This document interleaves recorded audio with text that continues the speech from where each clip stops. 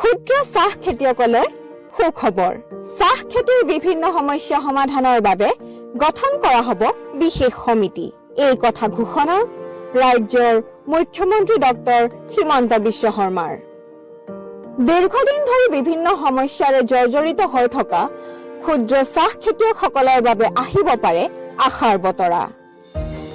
ৰাজ্যৰ তিনিটাকৈ মুখ্য ক্ষুদ্ৰ চাহ খেতিয়ক সংগঠনৰ প্ৰতিনিধি দলৰ সৈতে গুৰুত্বপূৰ্ণ বৈঠকত মিলিত হয় ৰাজ্যৰ মুখ্যমন্ত্ৰী ডক্টৰ হিমন্ত বিশ্ব শৰ্মা।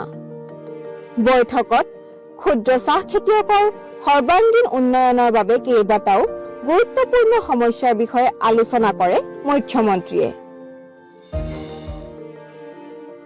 আলোচনাত উত্থাপন হোৱা প্ৰধান সমস্যাবোৰ আছিল ক্ষুদ্ৰ চাহ খেতিয়কৰ মিনি ফেক্টৰী নিৰ্মাণ, ক্ষুদ্ৰ চাহ খেতিত যন্ত্ৰ প্ৰয়োগ সম্পৰ্কীয় ব্যৱস্থা, জলসিঞ্চন, নলা নৰ্দমা আৰু চাহ গছৰ সুব্যৱস্থা ইত্যাদি।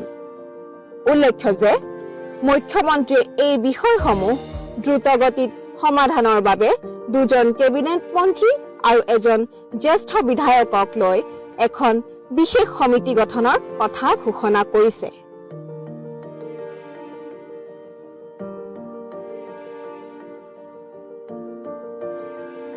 News desk report, D news, the north east.